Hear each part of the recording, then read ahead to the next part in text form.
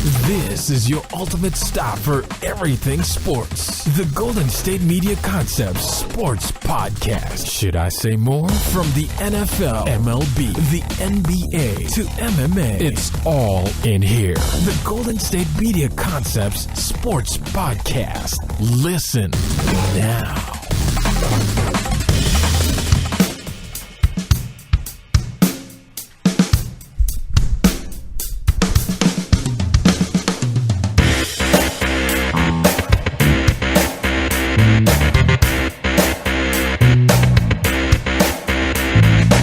Thank you for listening to the Golden State Media Concepts Sports Podcast, where we talk the latest news, rumors, and games of all sports and all things wonderful sports. We talk sports, and that's us here today. With me, I am Alex. And I'm Anthony. And Ben is back tomorrow, of course. I won't be. But it's just Anthony and I today, and we're going to talk some cool stuff. We're going to talk the Cy Young winners, in which we previewed yesterday in the AL and the NL, respectively. We will preview tonight's Thursday night football game between the New Orleans Saints and the Carolina Panthers. And we'll end the show, as of right now, we're probably going to talk some college football as well, as long as there's no breaking news, because we had some news yesterday that kind of, like, we had stuff starting to come out at the end of the show, you know, related to normal stuff, but little things here and there that we definitely could have caught if we had seen it. So we'll also kind of preview the MVP voting, not necessarily voting, but who we see winning, since that is going to be happening tonight as well. But first, we'll start with the Cy Youngs. We'll start with the AL. So Rick Porcello of the Boston Red Sox has won the AL Cy Young. He lost, 1 year after losing 15 games. He bounces back, beats Justin Verlander, no less, to win the Cy Young. He became only the fourth pitcher to claim the Cy Young award with the Red Sox, joining Jim Longborg, Roger Clemens, people have heard of him, and Pedro Martinez is pretty good, obviously, back there in the day. He's 27 years old. He's first-round pick of the Tigers a few years ago, about, 9 years ago now. And he ended the season with a 4.39 ERA. Hadn't even been an all-star. Definitely changed both of those this year. And now, we guessed Kluber to win this one. Right. But, he did. Porcello led the majors with 22 wins. He had a 5.906 strikeout-to-walk ratio. And he ranked only behind Verlander and Kluber in both ERA and strikeouts, in which he had a 3.15 and a 189 strikeout number. So he had a pretty good year. He allowed 3 or fewer runs in 27 of his 33 starts and pitched in the 7th inning 23 times, racking up a career-high 223 innings. That's pretty good. Yeah. No, he had a fantastic year, yeah. Yeah, obviously, won Cy Young. Yeah, like we said, there was something different about all of them. Kluber was kind of the guy for the wins. Verlander was kind of the numbers guy, strikeouts and such. And then Porcello kind of put it all together more than the two of them. One of them had a niche, and then Porcello kind of had both of them. Like we said with the NL, which we'll get into in a second, we had Kershaw, who obviously was injured, but it's Kershaw, and he pitched lights out. And then you had Hendrick, who he had the numbers at home, the ERA, and then Lester had the wins. Right. So Verlander strikeouts, wins, and then ERA for each of them. Each had one of those things. So there wasn't like a clean cut. Oh, he has all three of these things, and he didn't have all of those things, but he had more than the other two. Verlander had a good year, but it wasn't a great year. Mm-hmm. And then Kluber had a really good year. Especially getting all the way to the World Series, but he just didn't have it all. Yeah. I'm not surprised Porcello won. I can't remember who I said yesterday that I thought was going to win. I think I said no. I said Kluber. So I guessed Kluber. I was wrong. Yes. Well, yeah, I guessed Kluber and I guessed Hendrick, so I got third place for both of them, so I lost both times, so that's fun. Basically, if you look, because the end votes were really close, right? Yes, they were. 137, points-wise, because you break it down, first place vote, second place vote, stuff like that.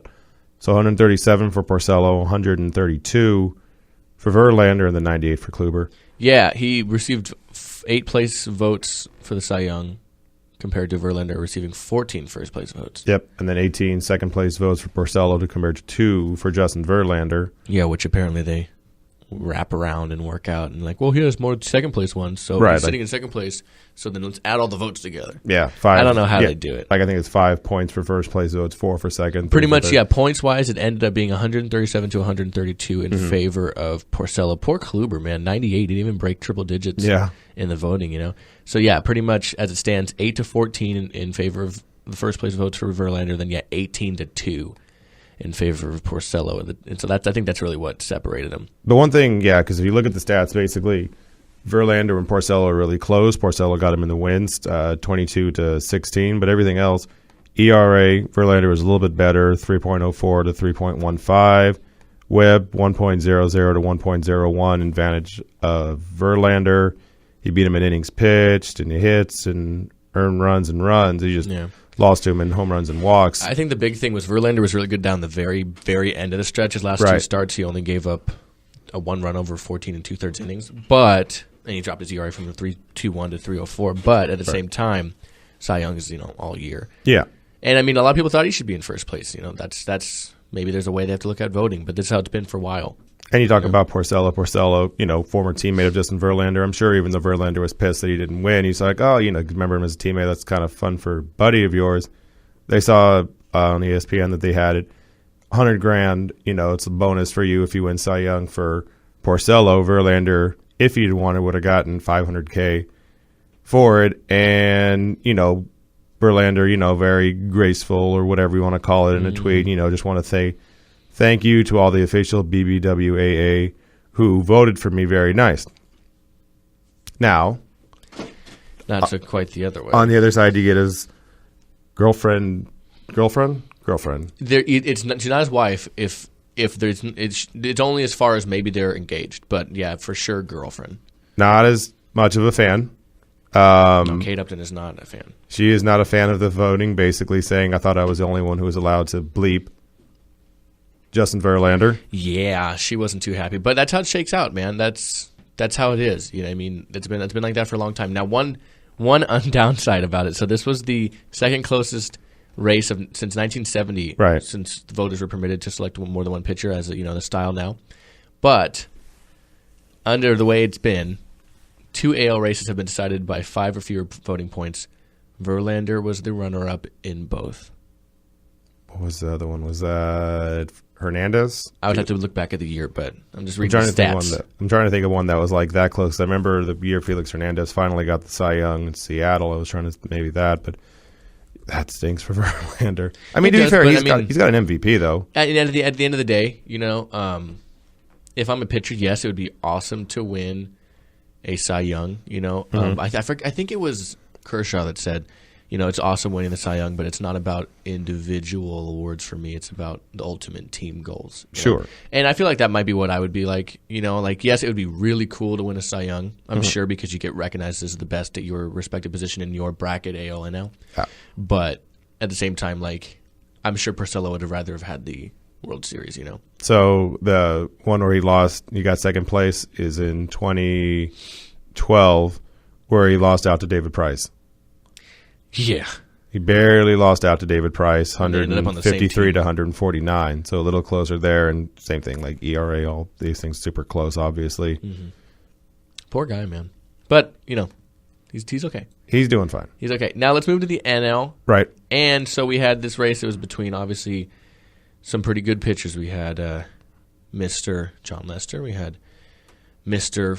also Cub, Kyle Hendrick, and Nationals Max Scherzer, and he was the one that wins it. Nationals ace Max Scherzer wins it in pretty much a landslide. Mm-hmm. Not expected to be a landslide, but it was. He got 25 of the 30 first place votes to become the team's first recipient because he was not with the team when they won in 13. He was at Tigers. So right.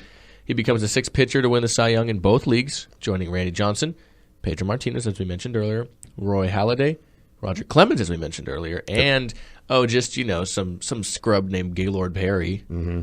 Pretty good if you ask me. Not terrible. No, never. That word is never muttered in the same sentence as his name. And the weird thing is, Scherzer's like, yeah, I want to be better next year, though. Like, you just got almost unanimously decided to be the NL Cy Young Award winner, and you want to be better. He's like, yeah, I just want to find another way to be better. But Lester was the runner-up with first place vote from the members, one. And Kyle Hendricks came in third with 2 first-place votes. The other 2 first-place votes went to Kershaw, of course. Makes sense. Who finished 5th overall in the voting. As it stands, yes, Scherzer 192 points to Lester's 102 points. Madison Bumgarner came in third there with 46 points. No first-place votes, but he got a decent amount of 2, 6, 7, and 6 of the 2, 3, 4, and 5 rounds. And then Hendricks came in third there. I didn't mean to skip over him. And then Kershaw came all the way down in 5th, I guess. Cueto got some votes. Jose Fernandez, of course, got votes. Noah Syndergaard, Jake Arrieta. Even Mr. Tanner Roark of the Nationals. He got a 5th-place vote, leading him to 1 point. Poor kid. Anyways, yeah, Scherzer obviously was pretty good this year. It's crazy to me to believe he wants to be better next year. I mean, obviously you want to keep doing better, but he led the majors in strikeouts. Again, that was his thing. His whip, .97. He led the NL in wins with 20. Innings pitched, 228.1. And his WAR was 6.2. And he was tied for first in quality starts at 26. And strikeout to walk ratios, 5.07. But he also led the NL in home runs given up with 31. So it's the first time a pitcher since Randy Johnson in 99 gave up at least 30 home runs and won the Cy Young. Right. Yeah, I don't even really remember Randy Johnson giving up that many home runs. Well, that was the 4-year span where Randy Johnson was just a freak of nature, striking out at actually kind of an older age. He was, striking out over 300 people all the time, with the Diamondbacks, just ridiculously good. Mm-hmm. And those jerseys, don't get me started on that. I love those jerseys so much more than the ones now. Right, they wore them, I think, this season once, too. Yeah. And one thing I want to mention, too, before throwing it to you is don't forget probably one of the most impressive things Scherzer did, and still he wants to be better this year, then you got to do it twice, is he had just the 4th ever game in which he recorded 20 strikeouts in baseball history, right, doing so against his former team, the Tigers, in May. I don't know how you get better than that other than doing it either again or twice. Yeah. But, yeah, I mean, very, very deserving of the award. I forget who I thought was going to win. I think I said Hendricks. I think we all kind of said Hendricks. We all thought it would be Hendricks, or maybe Ben might have said Lester.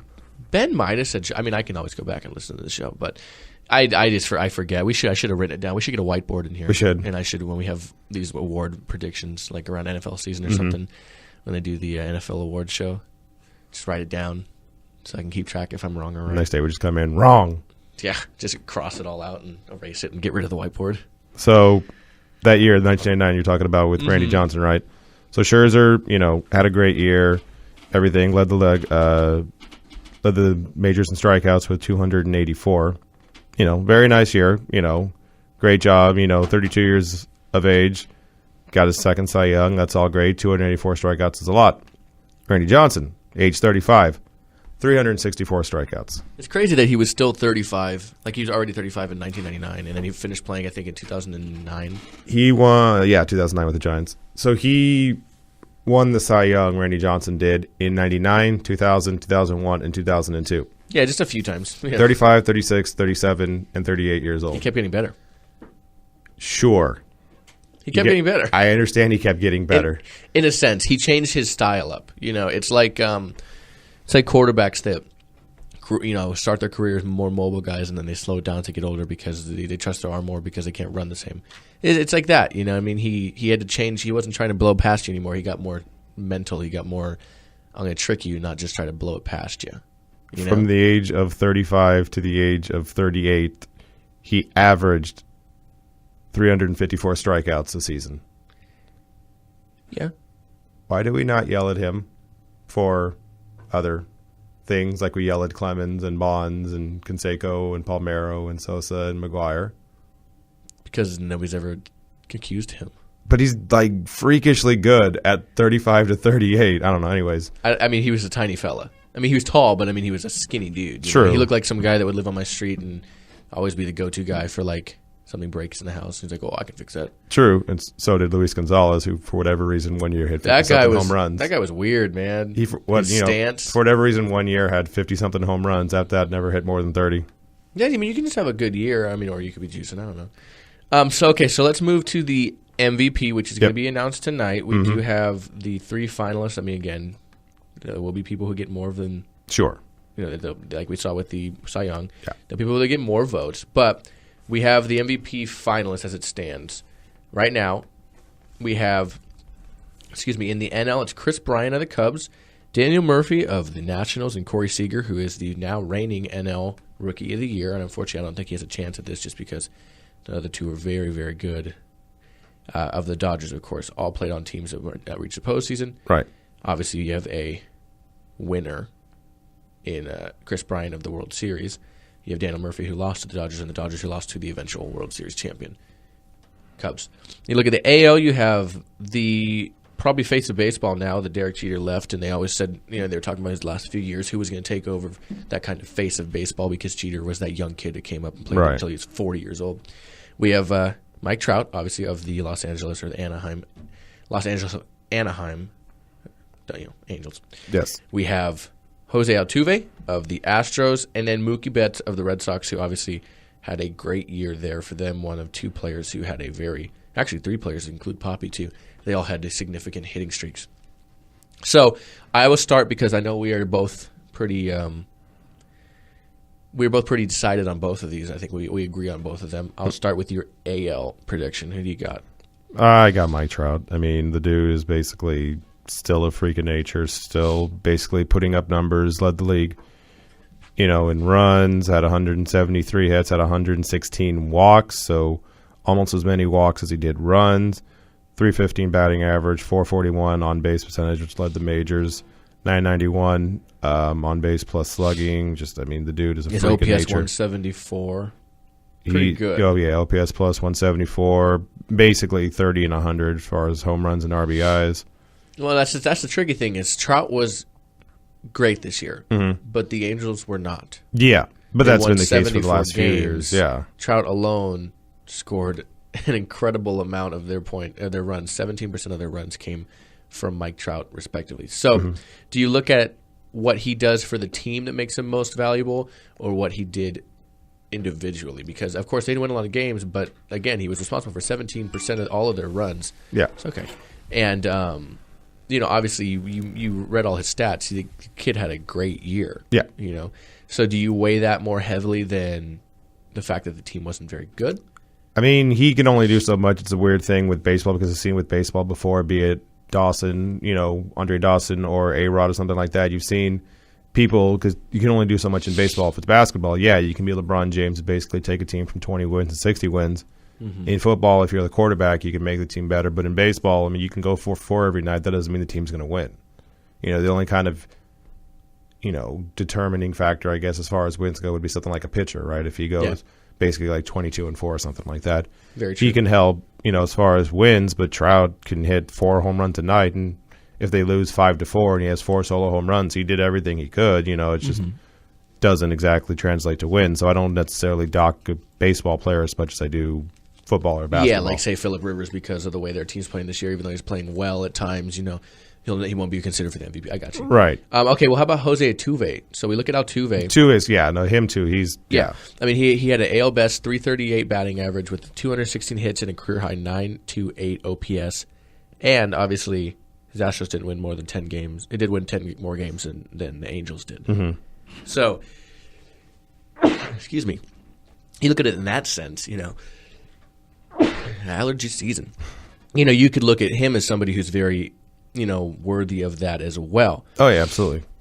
So I mean, I think it would be more so between him and Trout than Mookie. I mean, Mookie had a great year; he really did. But Mookie gets kind of the combined thing with Ortiz and all that. Exactly. Yeah. Now we look at NL MVP, and as it stands, I think it's pretty obvious who I feel like is going to win. Right. So you pick as well as I pick Chris Bryant. Yes. Obviously, he was a big part in. The Cubs 103 wins. He led the team in homers, runs, hits, and OPS, all while playing 4 different defensive positions. That is pretty valuable, if you ask me. I mean, yes, the other guys played well, but I'm sorry, they didn't play this well. Right. I mean, he had a .939 OPS with 39 homers and 102 RBIs in only his second season. After last year, the whole they didn't bring him up right away, and everybody's like, "Why aren't you using him the way you use him?" And yeah, I think he's living up to it, guys. I think the 1 year wait kind of worked out for you. Yeah. His first full season, you guys kind of, win the World Series. And then, of course, you look at Murphy. Murphy obviously had a good year as well. Excuse me, he hit 25 homers, an NL best 47 doubles, and he had a .985 OPS in his first year with the Nationals.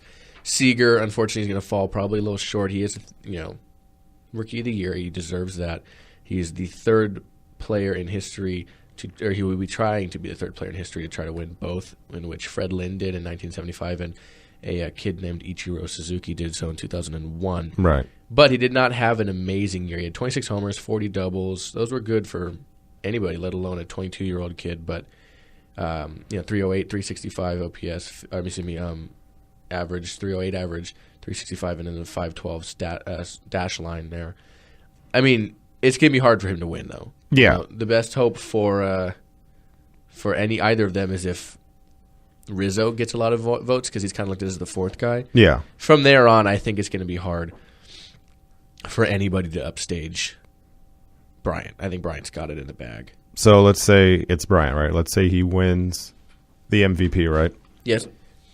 2013, he wins what they call Dick Hauser Trophy, right? Which is the basically National College Baseball Player of the Year. 2013. 2014, Baseball America Minor League Player of the Year.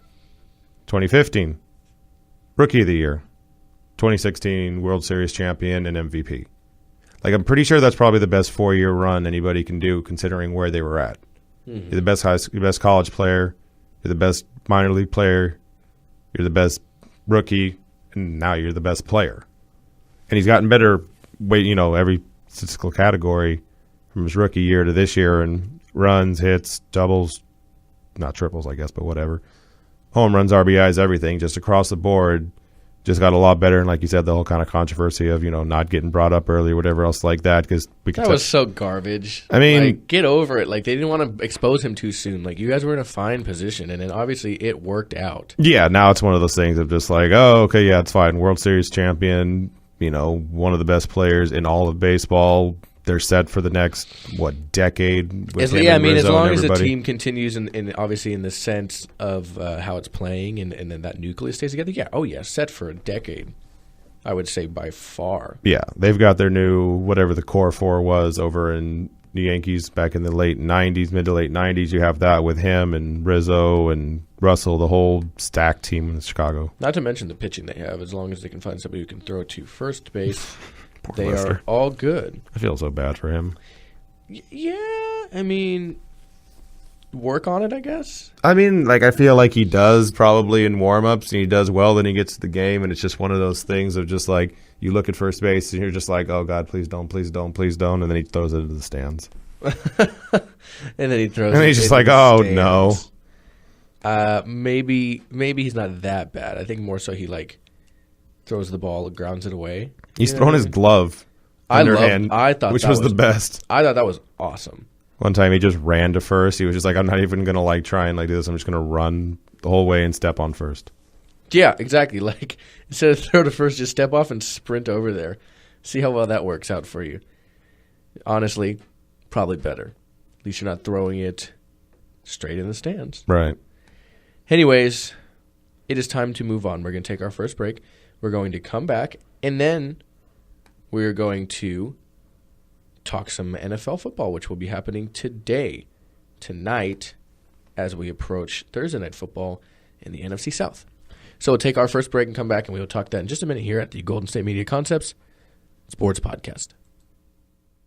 Tired of searching the vast jungle of podcasts? Now listen close and hear this out.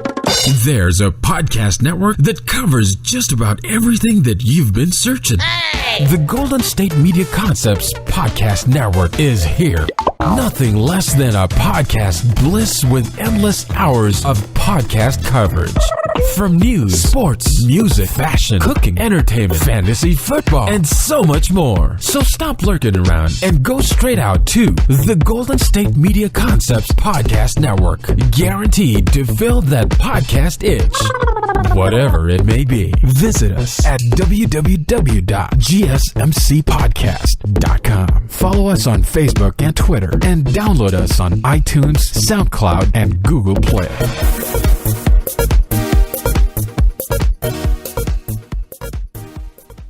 And we're back here at the Golden State Media Concepts Sports Podcast, and we're going to talk Thursday Night Football here to before the break as it stands. Right now, we have Carolina Panthers taking on the New Orleans Saints. And it's Thursday Night Football on NBC, as a matter of fact, too. They're starting to switch it up. Mm-hmm. So as it stands, this division rivalry, the New Orleans Saints are ahead of the Carolina Panthers as opposed to last year. 4-5 for them and 3-6, so pretty close between the two teams with the Carolina Panthers. As it stands, Travaris Cadet is questionable. Delvin Brew, questionable. He's a cornerback. Obviously, James Laurinaitis is now on the IR. Somebody they had somebody they were looking at as a big part of their defense, but he kind of started getting pushed out of the lineup at times. And then we have Gino Gradkowski, brother of Bruce Gradkowski, quarterback. He's been a lot of teams, most recently the Steelers. He's questionable. He's their center. He's their backup center, and that's a big deal because their starting center, Ryan Khalil, is also already questionable. And then you have a list of players. AJ Klein is starting linebacker. He's the long-haired white one. The long blonde-haired one. Mm-hmm. I say white-haired one. It's not white hair. He's the long blonde-haired guy who looks like AJ. Or not. He looks like AJ Hawk, but no, he looks like Kevin Green a little bit because Green played for the Panthers, you know. And then obviously Michael Orr, starting tackle at times a lot last year, is out as well. So real quick, because we do have to be quick with this because we have went a little too long on the first segment. Who do you have winning this game and why? As it stands right now, they're pretty even in terms of their yardage, not far from each other, but points per game, they're scoring about 29 and allowing about 29 in favor of the Saints over there, and the Panthers are scoring about 24 and allowing 25, so lots of room to lose there. Right.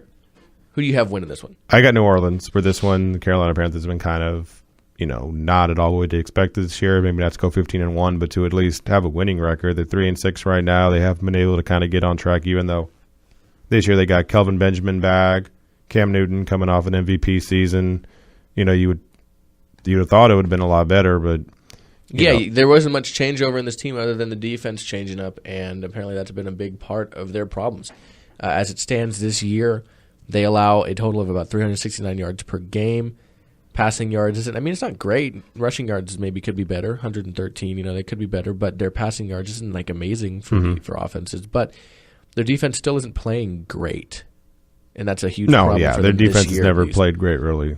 Even when they won the Super Bowl, their defense wasn't fantastic. It was just good enough, and their offense was always the one that was kind of overcompensating for everything. Well, their defense in last year, they had a really good front seven, and I that was my thing is when Norman was leaving, I said, is he good because he's good, or was he a product? Sorry, I thought you were saying the Saints. Yeah. No, I'm sorry. The Saints are not a good defense. No, the Panthers. I was saying, was he a product of that strong front seven? It's like the Steelers. You and I were talking about last year, and I was bummed that Cameron Hayward is now out for the rest of the year. Mm-hmm. Well, when he's healthy, you have a strong defensive line now with rookie Javon Hargraves at the D tackle spot, and then you have Tuitt and Hayward, right? Mm-hmm. And then you have, when all the linebackers are healthy, you have Bud Dupree's coming back. You have Ryan Shazier, is probably one of the most versatile middle linebackers in the game. You still have Timmons, who's a decently strong linebacker. Then you have a relative kind of revolving door of all four players at the outside linebacker position, but you have Moats, James Harrison, who's still doing it at a high level, and then Jarvis Jones. When the front seven was playing well last year, it really negated the fact that we had a bad back end of the defense, So I always thought, being having firsthand knowledge of that as a fan, at least seeing that every week, I was like, okay, is Norman really good? Or is it the front seven that's getting so much pressure that's throwing the ball up? Because you saw eventually he stopped getting interceptions because they stopped throwing near him. Yeah.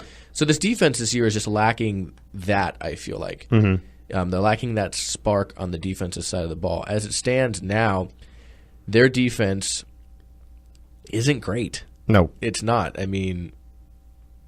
You look at their numbers, and they're not, by far, they're not like the defense they were at all last year, numbers-wise at least, in my opinion. So that's the most interesting thing for me is what is so different about these teams that, at least what is so different about this team as it stands that is making them so much worse, as it stands currently, they're 13th in total defense, and that's total yards.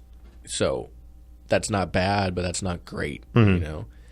And there's something they need to change because, again, they're only winning 3 games. Now, a lot of that has to go on their offense as well. Cam Newton has been the most blitz quarterback percentage-wise since Christian Ponder back in 2011.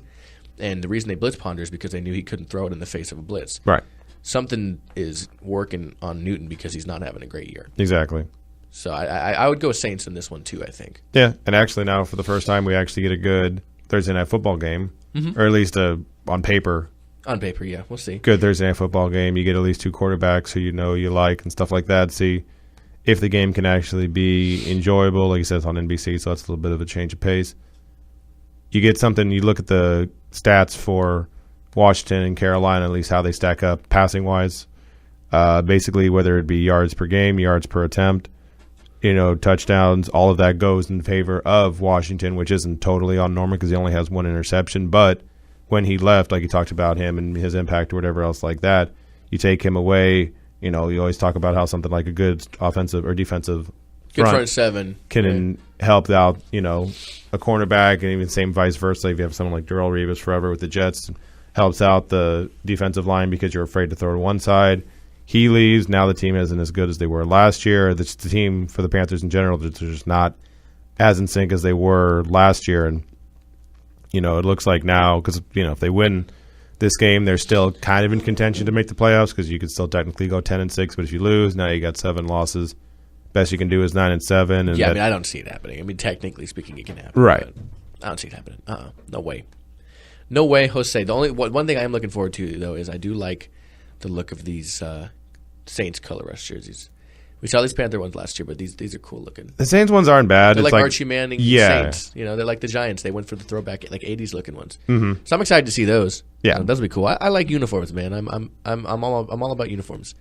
Like I can't wait for the Steelers on Christmas to see theirs because the Steelers literally, other than their bumblebee ones, and then the Steelers ones they had a few years ago with the yellow helmets and stuff, they don't really wear other uniforms. So I'm pretty excited. But anyways, I'm pretty excited to take this break because I'm excited to talk about what we're going to talk about after the break, and that's college football. Yep. So we'll do that really quick, and then we're going to end the show, of course, with our tearful goodbyes. But let's take our last break, and we'll be right back here at the Golden State Media Concepts Sports Podcast. Do you want to be healthier, yet you just don't know what to do? All these shows telling you this and that, but nothing seems to work. Well, listen close. Golden State Media Concepts has got something great for you. The Health and Wellness Podcast dedicated to workout trends, healthy eating habits, diet, and everything about healthy living. Join us in our banters as we help you not just live life to the fullest, but live it to the healthiest.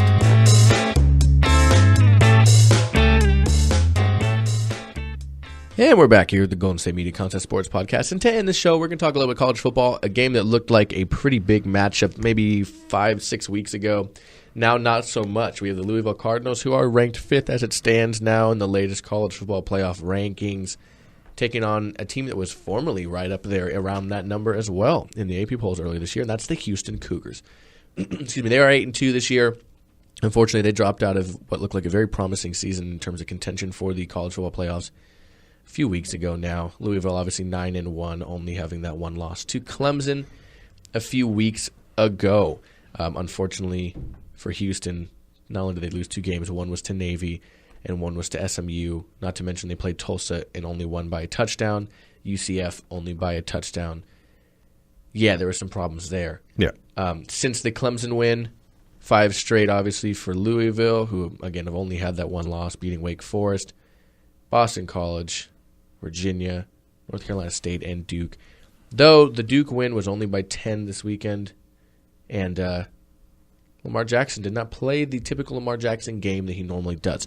Yet, obviously, with all that being said, Louisville is still heavily favored in this one. I would like to believe you're going Louisville as well. Yeah.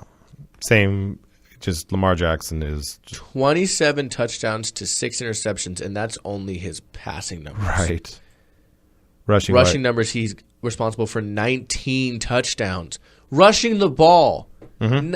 He's going to have, I would say he gets one rushing touchdown. I mean, obviously it's possible, but say he only gets one rushing touchdown tonight, and then at that point he gets one rushing touchdown, right? Mm-hmm. He will be responsible for 47 touchdowns by himself. Right. He's a freak. Like 47 touchdowns to 6 turnovers. Mm-hmm. That is insane. Pretty good. That's insane in the membrane. It is. Like, it's insane in the brain. Like, do we just give him the Heisman Trophy now? Basically, yes, but you got to let the last couple of games play out. But you look at it, he basically has a chance to break the records that Tim Tebow and Cam Newton were putting up when they were at Florida and Alabama or Auburn, respectively. Cam Newton, I hear you say that. He was in Florida. But yeah, Alabama. That 07 Florida team. God, that team. They were pretty good. I mean, the talent on that team and also the Not insanity. even all the starting talent either. Just the insanity on that team. And Tim Tebow's the one halo of the whole thing that makes it all okay. And so you get, so Cam Newton at Auburn, right? Yeah. 2,854 yards passing, which is already broken by Lamar Jackson. Already passed, yeah. Passing touchdowns, 30. Lamar Jackson has 27, so he can break that.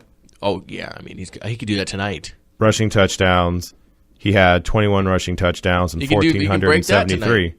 And 1,473 yards rushing. He needs about 150. He can get that. He can get those. I mean, he's had 100-something plus yards in a game before. So he can break. Have, 2 games. He can break that. So he can break Cam Newton's thing. Tim Tebow, back in 07 when he was in Florida, 3,286 yards passing.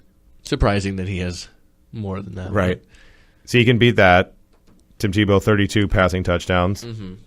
Lamar Jackson can beat that. Yeah, he can get there. Tim Tebow, rushing-wise, 07, he had 895 yards rushing, but 23. Way farther than that. But 23 rushing touchdowns. So he basically can break all the stuff that Tim Tebow and Cam Newton was doing. And compared to them, Tim Tebow, bigger dude. Cam Newton, bigger dude. Lamar Jackson, 6'3", so he's a tall guy, but 205 pounds. Yeah.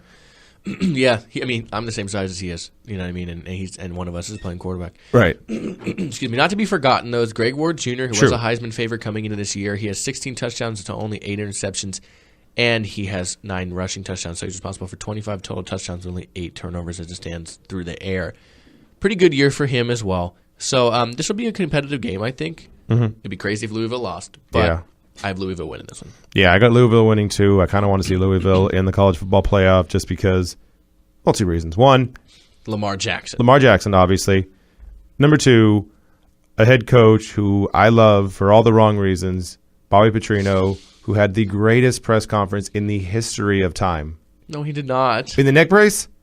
Oh, that was. Do you remember the neck brace? Yeah, it is. The neck brace was the best. I thought you meant when he bounced on the Falcons. No. That was disrespectful. Probably the most disrespectful thing I've ever seen in sports. But no, he was on a motorcycle with a woman. I know what happened, yeah. Who was not his wife. I remember what happened. Giant neck brace. Friggin' scratches all over, just lying through the press conference. Funniest thing I've ever seen in a press conference. Yeah, I didn't know her. I hit her. She wasn't on my bike. Yeah.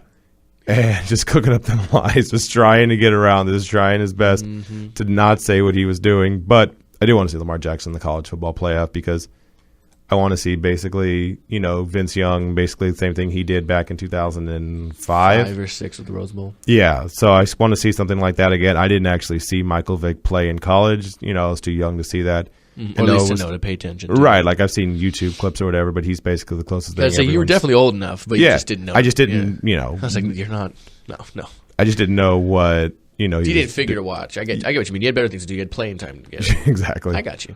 Yeah, no, I know what you mean. I would think I'd rather Louisville get in there too. But they would have to win this game. Mm-hmm. And we both have them winning this game. Yep. All right. Well, tomorrow you guys are going to talk about it at least maybe make a mention, especially if there's some craziness happening. Exactly. 5 p.m. Pacific Standard Time. So, unfortunately, if you're a fan on the East Coast, it's late, 8 o'clock start. But otherwise, you guys got some good football in store for you tonight because you got 5 and 5:30, 5:25 usually when the Thursday night football games for the NFL starts. So, right. Hey, man, take your time and watch it. But until then, I'm out. I'm out till Monday. You will be back tomorrow with Jeremiah. Yep. To discuss everything we might have talked about today, including the MVP votes, Chris Bryant, and my boy Mikey Trout. So you know, we're on the same page. Yes. So write it down. Put it in the books. No, we just threw it against the wall. Until then, I would like to say thank you for listening to the Golden State Media Concept Sports Podcast. For Ben, I'm Alex. And I'm Anthony. And I'll see you guys Monday, and you'll see them tomorrow. Yes. Until then, we'd like to thank you for listening, and have a good rest of your day, and enjoy your sports.